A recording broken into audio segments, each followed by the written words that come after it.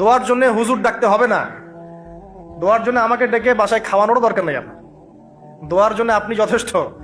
নামাজে দাঁড়ান, নামাজের সেজদায় দোয়া করেন, নফল নামাজ পড়েন, নফল নামাজের সেজদায় দোয়া করেন, নামাজে পড়ে হাত তুলে দোয়া করেন, প্রয়োজনে নামাজে সালাম ফেরানোর আগে দোয়া করেন, যে কোনো ভালো কাজ করেছেন তারপর দোয়া করেন, ঠিক আছে? কোরআন তেলাওয়াত করলেন দোয়া করেন, তাহাজ্জুদের ওয়াক্তে দোয়া করেন, বৃষ্টি পড়ছে তখন দোয়া করেন, ঠিক আছে? মানে দোয়া কবুলের মোমেন্ট, সময়গুলো, আজান হয়েছে, আজান ইকামতের মাঝখানে দোয়া করেন, এই যে এখন খুতবা হচ্ছে এই সময় দোয়া করেন, দোয়া কবুল হবে।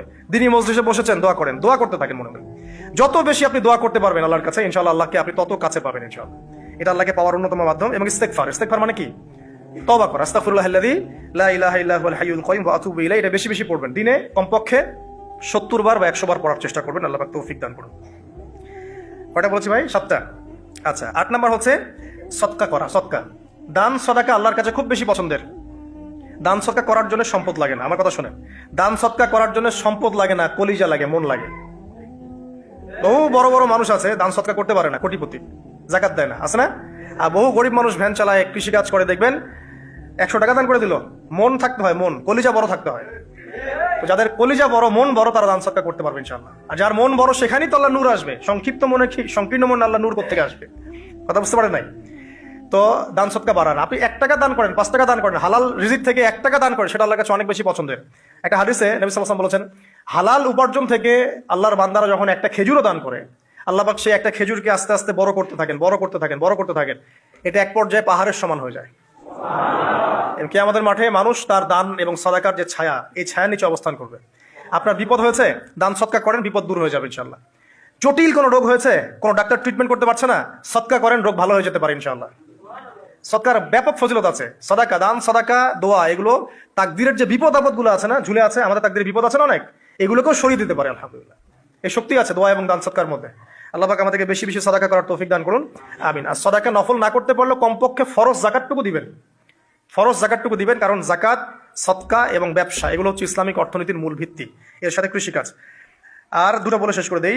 9 নম্বর হচ্ছে আমর বিল মারুফ এবং নাহি আনিল মুনকারের কাজ করা, মানে সৎ কাজের আদেশ করা, মানুষকে অসৎ কাজে নিষেধ করা। এই কাজটা যে যত বেশি করবে সে তত বড় ব্যবসায়ী।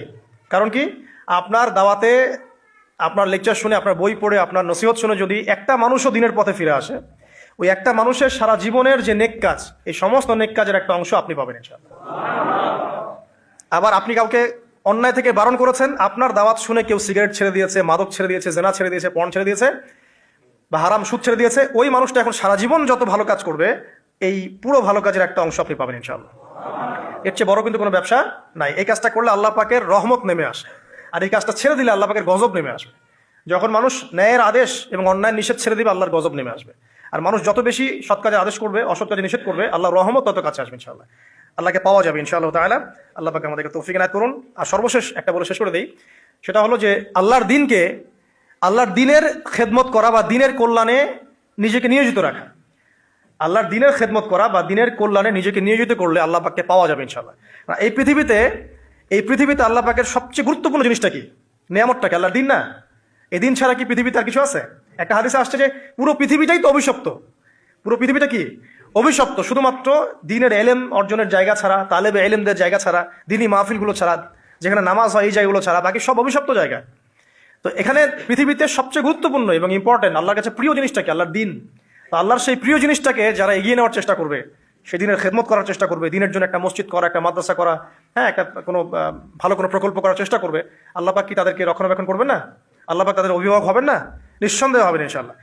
এবং ইনশাআল্লাহ তাআলা তারা পৃথিবীতেও সফল হবে, পরকালেও ইনশাআল্লাহ তাআলা সাফল্যের চাদর তাদেরকে আঁকড়ে ধরবে ইনশাআল্লাহ তাআলা। আল্লাহ রাব্বুল আলামিন আমরা সবাইকে এই দুনিয়াতে আল্লাহকে পাওয়ার তৌফিক দান করুন, এবং যে কাজগুলো করলে পরে আল্লাহকে পাওয়া যায় সেই কাজগুলো বেশি বেশি করে করার তৌফিক আল্লাহ পাক দান করুন, এবং পরকাল আল্লাহ রাব্বুল আলামিন আমাদের গুনাহগুলোকে মাফ করে আল্লাহর রহমতের চাদরে আমাদেরকে আবৃত করে নিন। আল্লাহুম্মা আমিন। আকুলু কওলি হাযা আস্তাগফিরুল্লাহ লি ওয়া লাকুম ওয়া লিসাইরিল মুসলিমিন। বারাকাল্লাহু লানা ওয়া লাকুম বিল আয়াতিল হাকীম। ইন্নাহু তাআলা জাওয়াদুন কারীমুর রাউফুর রহিম।